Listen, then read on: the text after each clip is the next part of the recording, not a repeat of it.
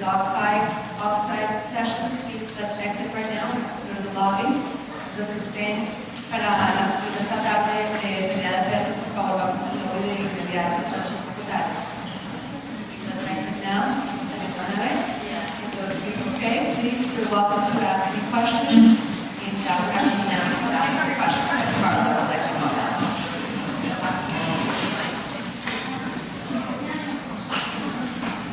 Anybody has any questions?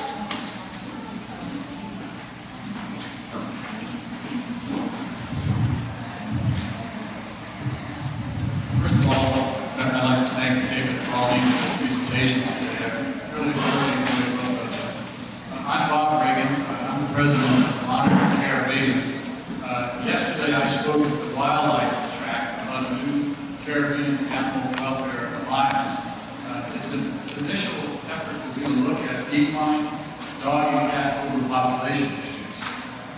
And I'm very pleased to have spoken with Pauline of Bon Air Donkey Sanctuary and Mark Myers about his work at Peaceful Valley Donkey Rescue yesterday.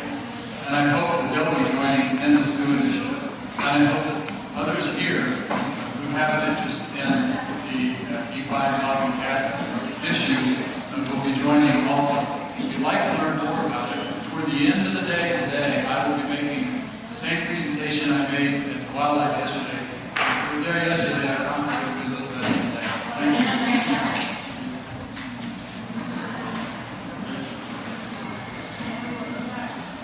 That was one thing for the donkey sanctuary. Are there still donkeys coming in the island, or is the population controlled by just the ones that live already in the island, or they're still coming in from other places, other islands? No, there are no donkeys coming in, so it's the population, and that's one of the problems causing inbreeding, because it's the same population over and over for all these years.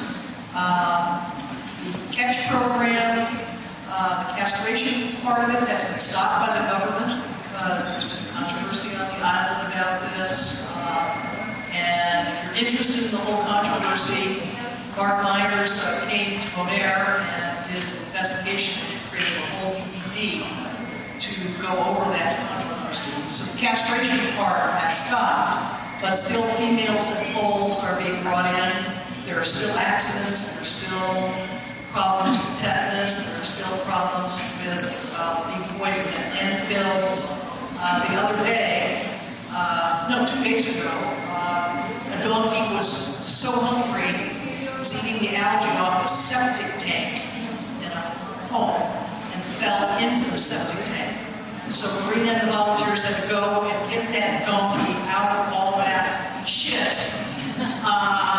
And he was okay, but those kinds of things happen regularly, and the Donkey Sanctuary Bonaire is the only organization that is really rescuing these donkeys and rehabilitating them, or euthanizing them if the vet determines that. But no other donkeys coming in from outside.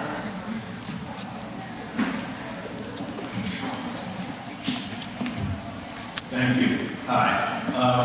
First of all, I want to say I'm the executive director of the Pegasus Foundation, and full disclosure, we support HSVMA RAS in Guatemala, and we're proud to do so.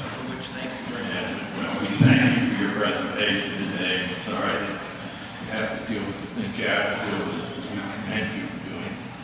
On the Bon Air situation, I just want to say how much it reinforces the notion we have both through the Pegasus Foundation and our compatriots Pettis Grove Foundation to really putting together reliable management plans for those donkeys, and that extend more than a year or two, more than past the immediate crisis, to 10 years out, 15 years out, and really making a commitment to that. And we're pleased to be doing that, and Pettis Grove Foundation is pleased to be doing that. Sorry for that. Thank you. I totally agree. That is about management of feral donkeys, and that means reducing the reproduction, so that improves their quality of life. It's a win-win situation. And I keep thinking about those 1,000 donkeys in Nevis have no care whatsoever, no management whatsoever, 35 square miles. I mean, that seems like an extreme situation. I'm sure there are other places in the Caribbean where this is happening that we don't know about. And I was saying to Mark earlier, we really need research to show where the donkeys are in the Caribbean.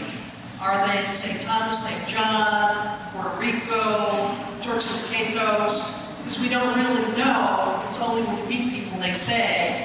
We don't really have a research base to understand where they are and what condition they're in.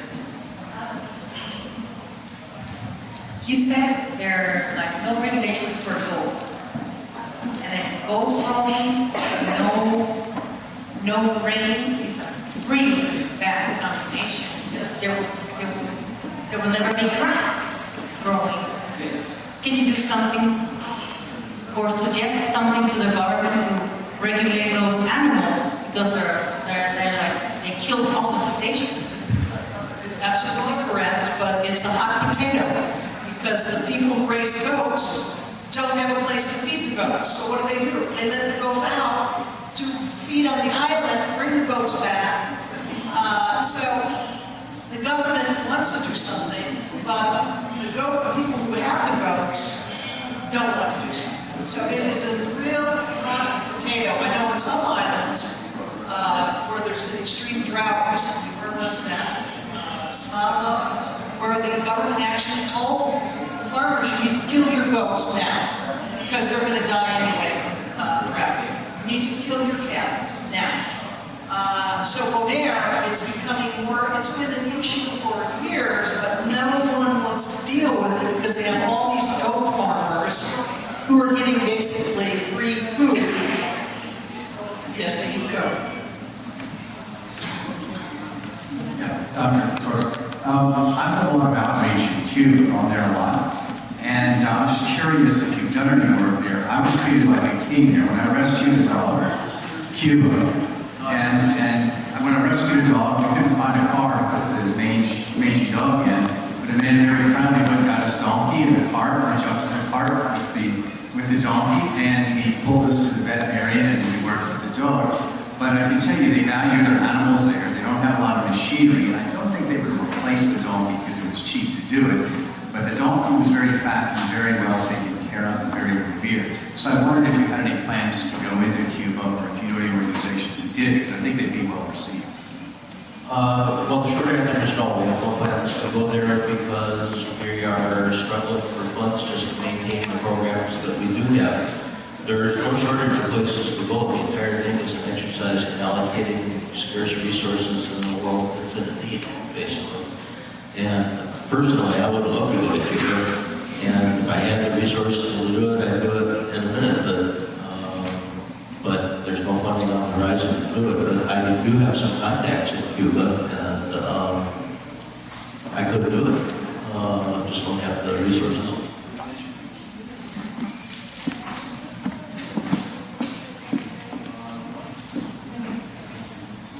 Hi, I don't know if I missed it, but do you have an idea of how many donkeys are still out in the hinterlands in terms of not being intervened with as far as castration or anything like that? On Bonaire? Yes, I'm not. Yes, okay. It's estimated there are probably another 100 donkeys not castrated. And in terms of females, probably another 100. But those 100 uncastrated, those 100 intact males can Do their job. They can cause a lot of babies. That's why I struggled when I said that the number of females brought in, 50% were pregnant, all of you went. And it's true.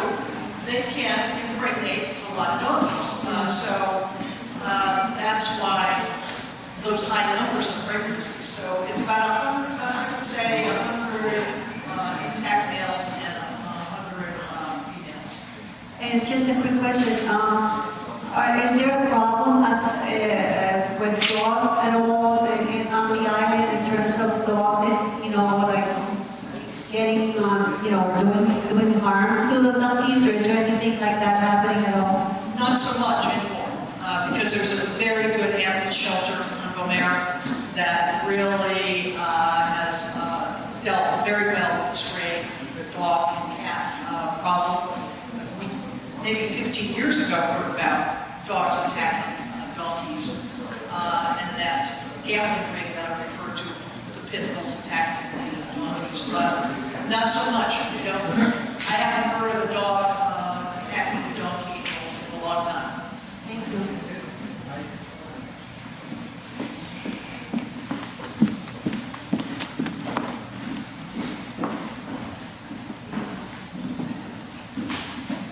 Sí, bueno, sé que el programa es de rescate y a la vez castración, pero entendiendo que hay una población meta todavía que no está esterilizada y que está reproduciéndose, ¿han en algún momento pensado en la industria de la leche de burra?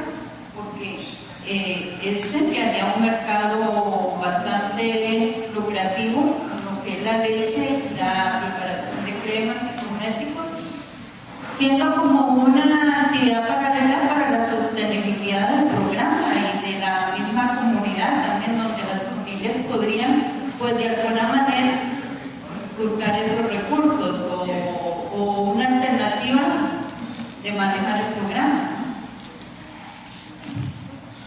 Sorry, I don't speak Spanish.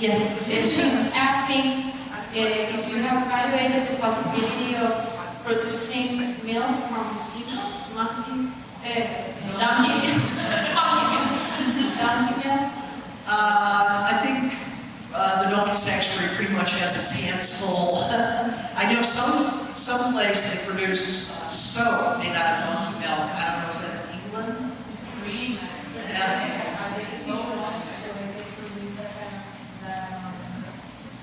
I have no idea. They're fed very well at the sanctuary, but other ones in the roaming. Well, as I said, one of the starving females that was found was pregnant. She had a very difficult birth, and the baby almost died because of the fact that she was so compromised her health because she was dehydrated and starving. And I can't remember what happened with that because. Like I said, the two volunteers live at my house, and they work there all day long, so every time they come home at night, I hear the latest, and I can't remember what happened with that particular one. But we are seeing situations where the females are compromised, they're pregnant, and then you're exactly right, it's a problem. Not enough milk. Thank you. Any other questions? I just like to commend both of you on a very excellent presentation, and of course being involved with one of our so appreciative of the great work that you're doing there. I had the pleasure years ago of going to visit friends in Bonaire to go snorkeling, and to be quite honest, my trip was ruined by the fact that I was constantly worrying about donkeys that were, cars were coming close to them. We were just being very cautious of what was happening in the air and feeling bad for the animals that were ahead. And finally discovered that there was a dog sanctuary on the island. Someone mentioned it to me, and we were able to spend the day there, and it was really a really wonderful experience. So I'm very hopeful that the horse/equine situation in the Caribbean area will receive the attention that it needs, and that in the future it will be a major impetus for the nonprofit world to look at and to help with, and that the lives of these animals will improve. Well, thank you very much, Pauline and David, for the presentation. I just have a quick announcement. We have to have lunch now. It's going to be downstairs, so we have to meet back at 3 o'clock in this room. And we're going to have 3 more presentations for the evening. So everybody can go for lunch. Thank you very much.